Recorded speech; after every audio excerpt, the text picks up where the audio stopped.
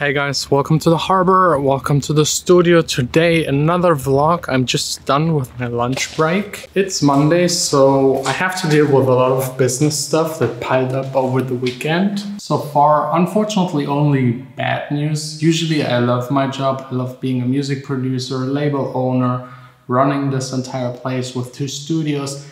It's big fun, that's like my dream. It was always my dream. And I'm actually already further than I've ever dreamed of. But today I'm a little frustrated, to be honest, because 3 things that I was looking forward to, that I've worked on really hard, got cancelled. I can't go into the details. It's not such a big deal, but all 3 of them in one day, yeah, just doesn't feel that good. And usually my channel is always all about teaching you how to produce music, how to advance as a music producer. But today is the day where I should talk about why you shouldn't become a DJ and music producer. Of course, there are a lot of reasons, trust me. We never used to be this way.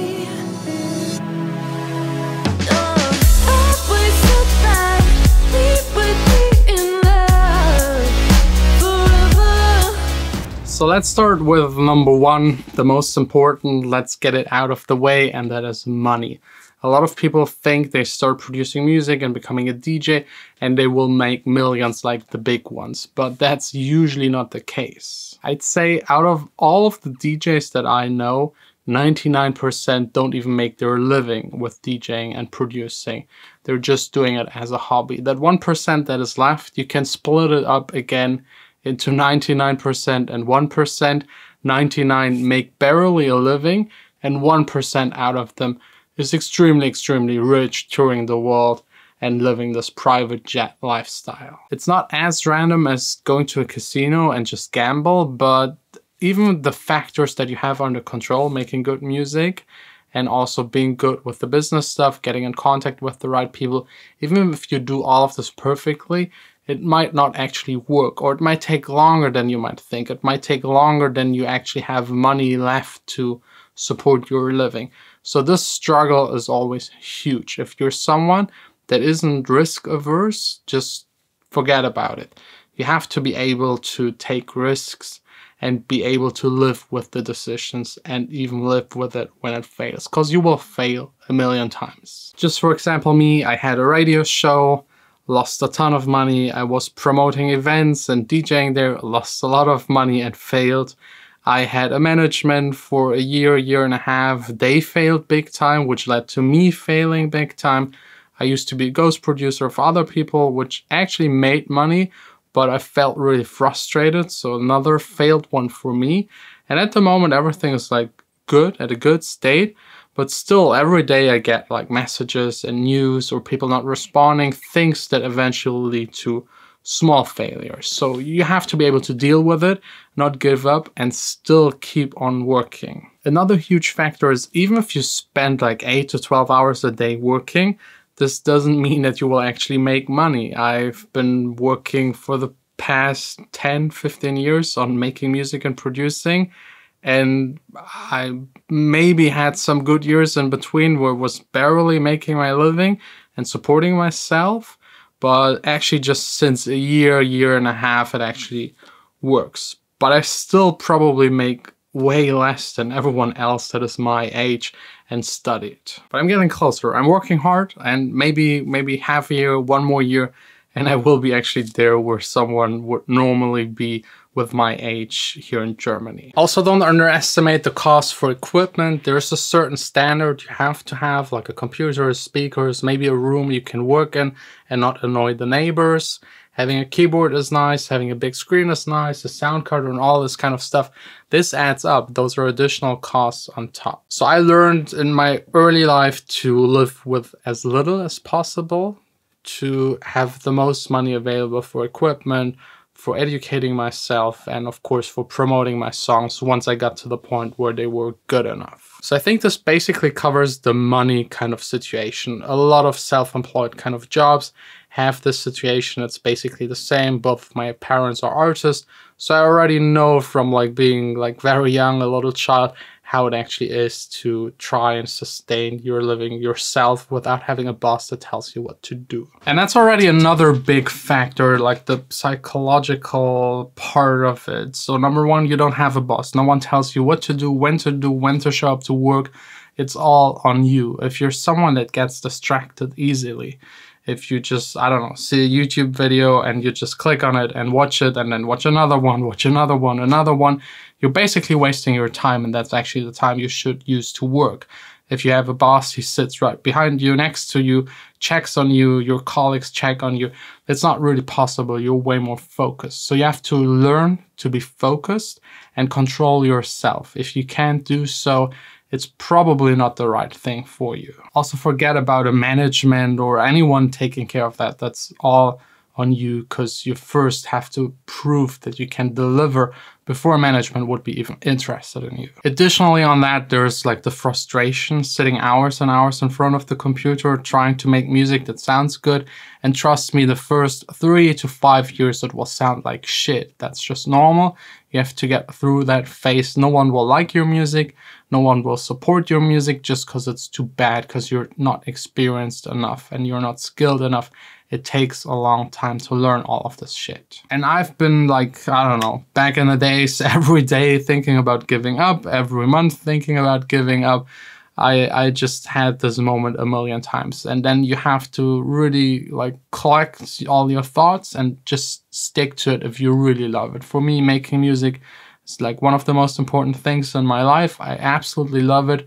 And I even love it with all of the downsides that are attached to it. So if you're not into music, if this is not your biggest dream, if that's just like a hobby, you've seen someone else do it and you think it's cool, or you're in for the girls, the drugs, the money, the jets, then it's maybe not for you, because you will never get to that point if you don't just purely love the music aspect of it.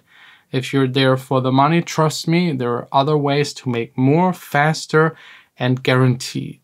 And trust me, if you ever make it, then there's the entire touring part of it that a lot of people can't deal with. So you need to be able to sit in an airplane half of your life, basically, do shows, very stressful, work with a lot of people, get from A to B as fast as possible, not really have a whole lot of time for your friends, your family.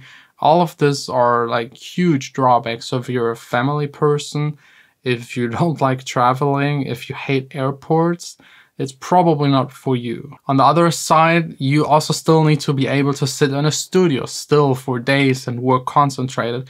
So I think being a DJ and producer, and I think that's also why there are so many people ghost producing for DJs, you need to have two skill sets. You have to be someone that sits silent in the studio, and you have to be someone that is very active on stage. And usually both of these factors are not combined in one person. But if you got both, you're lucky, because then you can do all yourself. Also, if you're someone whose interests are switching a lot, if you're someone that likes doing things very extreme and then 2-3 months later not at all, it's probably not for you. Because if you want to produce music, be a DJ, you need to be in there for the long run. Someone left the secret room open. No one is allowed to look in there besides me. What else? Yeah, actually the biggest part, like if you, for example, look onto all of the analog gear, the entire setup, the speakers, all of the DJ equipment, that's a lot of stuff you actually have to learn. Learning what every single knob is doing, but then of course also having the experience to play in front of people, work your way up, start small, birthday parties, weddings, then small clubs, eventually maybe a festival. And a huge educational factor that a lot of producers, like really a lot of producers, forget is like the musical part. You should be able to play the piano, at least a little, maybe the guitar. For sure know about music theory. Without it, there is no way you can produce good music. You should know as much as possible about synthesizers, or maybe about these machines, the drum machine, how to set it up, how to get a good sound out of it, how to program drums, how to automate, how to write a song, how to arrange it, how to mix it, how to master it. There are millions and millions of things that you might not even know about when you want to start producing music, become a DJ, music producer. It's like a big black hole that just gets bigger and bigger and bigger. When I started, I would have never thought that there is so much involved in knowing about all of this stuff to actually get to a point where you're good. And this maybe leads already to one of the biggest factors. You need to be able to compete. There are so many people doing the same thing. It's so trendy at the moment to be a DJ and producer. So many people started, so many people actually quit. But there is still competition. You have to be better than the rest. Because again, that 1% out of 1% is like a very, very small part. And only the best, the really best get in there. It's not easy. Like so many factors. Again, your skill, having the right connections, and just being persistent. Because if you stop, it's all over. If you stop now, everything you've learned, everything you've put into it, all of the money you've spent, all the sacrifices, they're wasted. Really, this one thought is probably my biggest motivation. Whenever I feel like quitting, whenever I feel down, like today, for example, I think about all of the shit I already put into it, I invested into it. There is no way I will give up. There is no way I will stop. There is no way I won't be producing music tomorrow and also the day after tomorrow and probably next year, probably also in 10 years. There's nothing stopping me. I've already encountered a lot of shit that happened to me, a lot of failures again, and they don't bother me anymore. So I'm staying strong, doing my thing.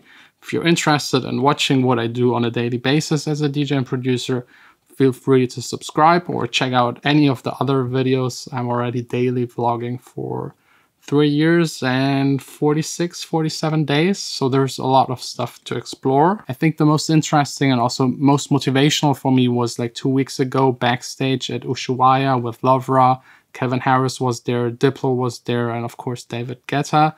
This like really means a lot to me, not necessarily getting to know these kind of people, but being in a position where I'm actually in the same room with them and they actually talk to me on like kind of the same level.